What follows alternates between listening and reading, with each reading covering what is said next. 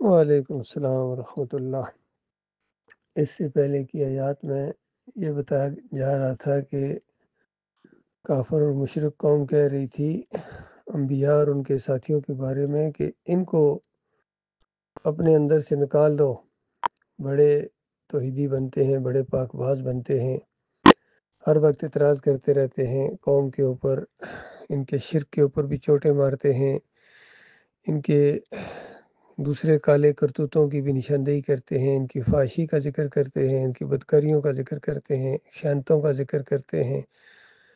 جھوٹ اور فریب کے اوپر، بدعہدیوں کے اوپر انگلی رکھتے ہیں۔ تو ان کو تکلیف ہوتی تھی، لہذا ان کو کہتے تھے نکال دو اپنی بستیوں کے اندر۔ تو اس کے اوپر میں نے یہ گفتگو کی تھی کہ آج بھی اگر توحید کی دعوت کسی بھی جگہ دی جائے، مکے میں دی جائے یا مدینے میں دی جائے، انڈیا میں دی جائے یا پاکستان میں یا بنگلہ دیش میں، امریکہ میں، جرمنی میں، جاپان میں، فرانس میں، انگلینڈ میں، جہاں بھی توحید کی خالص دعوت دیں گے یہی ریئیکشن آئے گا۔ یہ اس دعوت کی سنت ہے، حتیٰ کہ یہ نام نہاد مسلمانوں کے اندر بھی اگر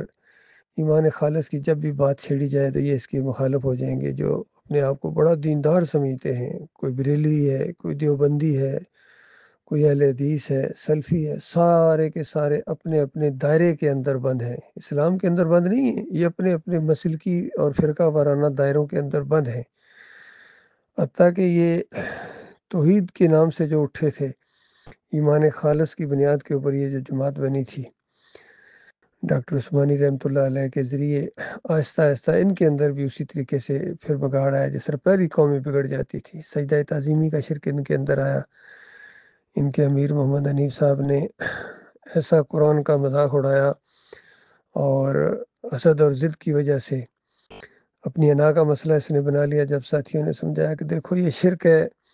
کوئی نبی کسی دوسرے نبی کے سامنے سجدہ نہیں کر سکتا، اور نہ ہی اللہ تعالیٰ اس طرح حکم دیتا ہے کہ نبی کو کہ دوسرے نبی کو سجدہ کرو۔ انسانوں کو اللہ نے اپنی بندگی کے لیے بنایا ہے، اور یہ پوری کائنات انسانوں کے لیے بنائی۔ یہ انسان ایسی مخلوق ہے کہ ایمان اگر خالص رکھے تو یہ ہر مخلوق سے افضل ہے، اور یہی انسان ہے اگر اس کے عقیدے کے اندر خرابی آ جائے، یہ اللہ کے علاوہ کسی اور کو پکارے، کسی اور کی نظر و نیاز کرے، کسی اور کا واسطہ وسیلہ دے، توکل کرے تعویذوں کے اوپر، امام زامنوں کے اوپر، یا گھوڑوں کو پوجے، مزاروں کو پوجے، مورتیوں کو پوجے، یہ بھی اگر کرے گا یہ چیزیں تو اسلام سے خارج ہو جائے گا۔ اس کا پھر اللہ کے ساتھ کوئی تعلق نہیں ہے، اس کا پھر اللہ کی کتاب کے ساتھ کوئی تعلق نہیں ہے۔ اللہ کی کتاب تو پہلے صفحے کے اوپر اس مسئلے کو بالکل واضح کر دیتی ہے، واسطے وسیلوں کی ساری دیواروں کو گرا کے بندے کا تعلق براہ راست اپنے مالک اور خالق کے ساتھ کرتی ہے، تاکہ اس کتاب کو کھولنے سے پہلے، یعنی کتاب تمہارے سامنے یہی پورا تمہاری زندگی کا پروگرام، اور گزشتہ جتنے نیک لوگ تھے کامیاب ہو گئے، اللہ ان سے راضی ہوا، ان کا سارا ایک طرز عمل، ان کے عقائد کھول کے بیان کرتی ہے۔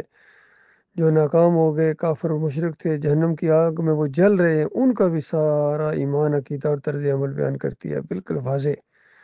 اور مضبوط تعلق قائم ہوتا ہے بندے کا اس سورہ فاتحہ کے ذریعے۔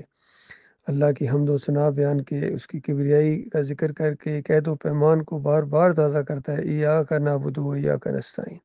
اے اللہ صرف تیری عبادت کرتا ہوں، صرف تجھ سے مدد مانگتا ہوں۔ اور پھر اس آیت کو پڑھنے کے بعد یا علی مدد کہنا، یا رسول مدد کہنا، یا امام زامن باندھنا، یا مزاروں پر جا کر سجدے کرنا کیا ممکن ہے؟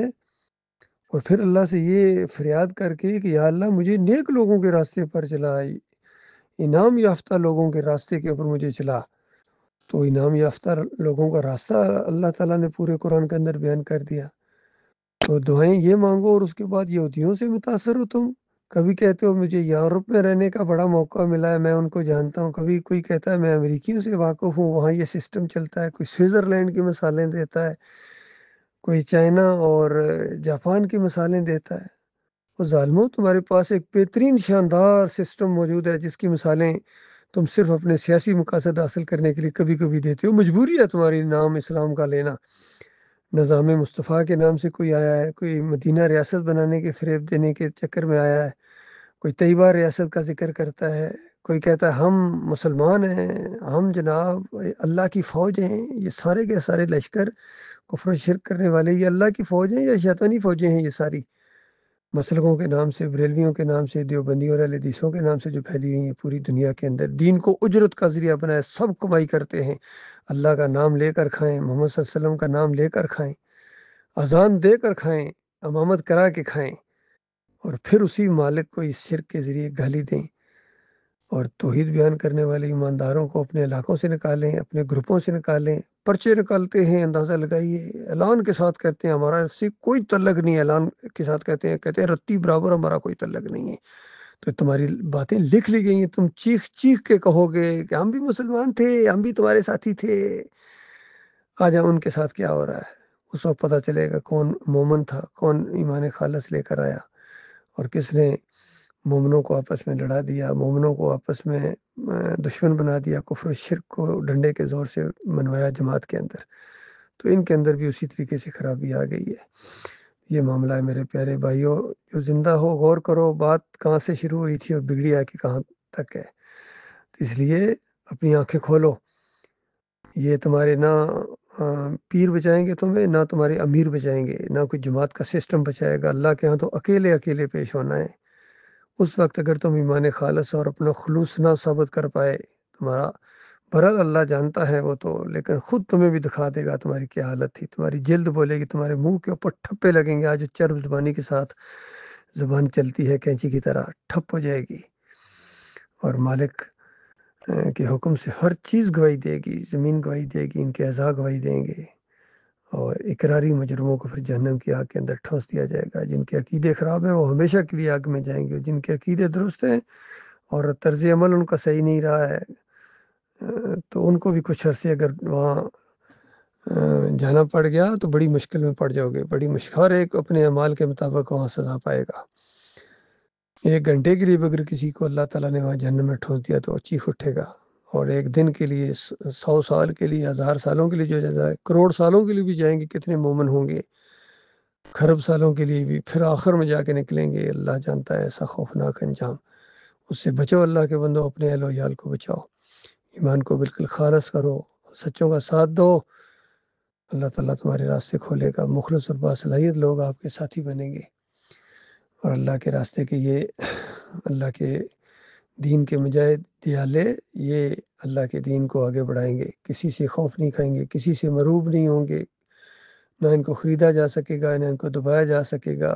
کسی لان تان کی یہ پرواہ نہیں کرتے ہیں، بلکہ اللہ کے راستے میں کوئی لان تان کرے یہ اندر سے خوش ہوتے ہیں کہ یہ مالک تیرے راستے کے تحفے ہیں، تیرے دین کی وجہ سے، توحید کی وجہ سے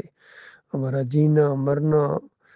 ہمارا اٹھنا بیٹھنا، صلات، قربانی، صوم، عمرے، حج، صرف اللہ کے دین کو غالب کرنے کے لیے ہیں۔ ہمارے آڈیوز، ویڈیوز، بیانات، باہمی گفتگو، تحریریں، تقریریں، سب اللہ رب العالمین کے لیے ہے۔ اب جس کا جی چاہے اس کا ساتھ دے، اب جس کا جی چاہے نیوٹرل بنا رہے، اور جس کا جی چاہے مخالفت کرے، یہ اپنے اپنے نصیب کی بات ہے۔